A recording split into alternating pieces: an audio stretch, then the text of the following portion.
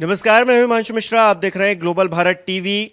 Air quality index यानी कि वायु गुणवत्ता दिल्ली एनसीआर में इतनी खराब हो चली है कि लोग अस्पतालों को भाग रहे हैं, स्कूल कॉलेजेस बंद कर दिए गए हैं, कोर्ट में भी वर्चुअल सुनवाई की मांग उठ गई है। लेकिन सरकारें क्या कर रही हैं? सरकारें हमेशा डांट पड़ने के बाद ही क्यों जागती हैं? यह सवाल खड़ा होता है। प्रकाश मेरे साथ मौजूद है। प्रकाश, हर बार की स्थिति, हर बार यही हालात, आखिरकार जिम्मेदार कौन है और जिम्मेदार की जिम्मेदारी क्यों तय नहीं की जा पा रही है? देखिए हिमांशु, जहाँ तक मेरा सवाल है, मैं तो निश्चित तौर पर अरविंद केजरीवाल को इस पूरे मामले के लिए, दिल्ली में जैसे वो पानी फ्री देते हैं, हवा भी फ्री कर दिया है उन्होंने, और जितना प्रदूषित हवा और गंदा और बुरे एक्यूआई के साथ लेना है, तो हर दिन के साथ एक्यूआई आपको पता है बिगड़ता जा रहा है।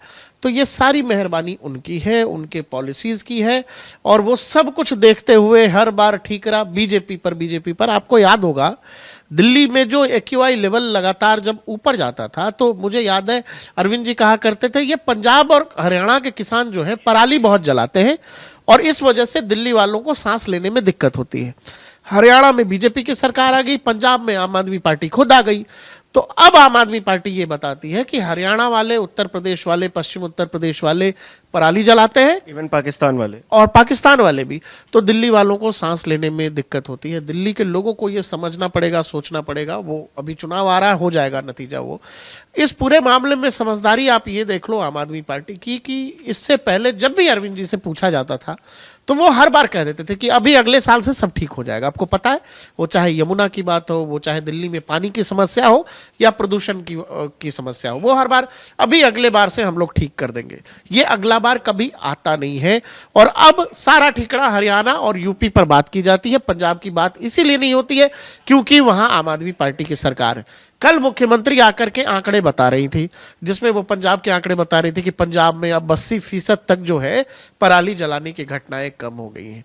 जबकि पंजाब में हुआ यह है हिमांशु कि पंजाब के किसानों को बकायदा ये बता दिया गया है गांव-गांव घूम के, हर पंचायत घूम के, कि आपको पराली जलाना किस समय है।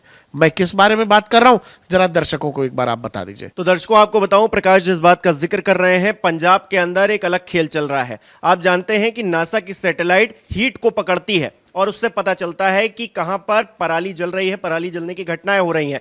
लेकिन एक टाइम फ्रेम पता कर लिया गया है, उस टाइम फ्रेम पर फोटोज ली जाती हैं, वीडियोज ली जाती हैं। नासा का जो सैटेलाइट है उस टाइम पर ज्यादा एक्टिव रहता है। उस समय पंजाब में पराली नहीं जलाई जाती है। 2:30 से 3 का यह समय, 2 से 3 मान लीजिए, यह समय बताया जाता है। इस बीच पंजाब में कोई भी पराली नहीं जलाता है, लेकिन उसके बाद जमकर वहां पर पराली जलाई जाती है। और यह बात कोरिया के एक सैटेलाइट ने पकड़ ली है।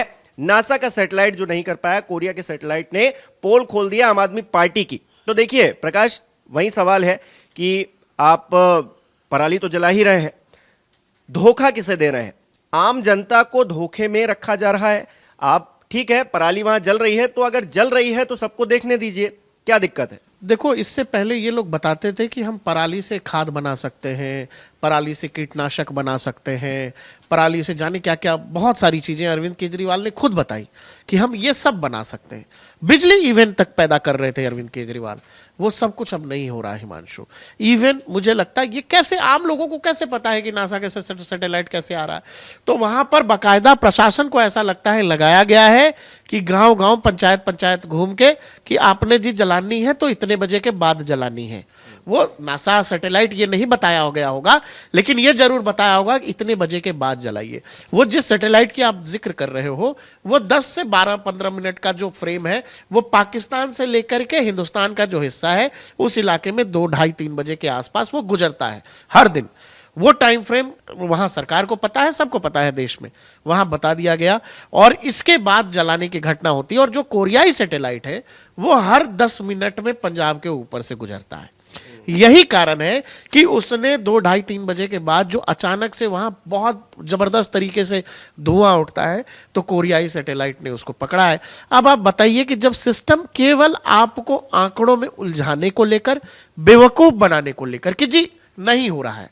तो नहीं हो रहा है तो ये कहाँ से आ रही है ये धुंध पूरे आसमान में, कहाँ से आ गया? सारा का सारा पाकिस्तान से आ रहा है, पंजाब में कुछ नहीं है। आपको पता है कि यही तौर तरीका है आम आदमी पार्टी की पॉलिटिक्स पूरी।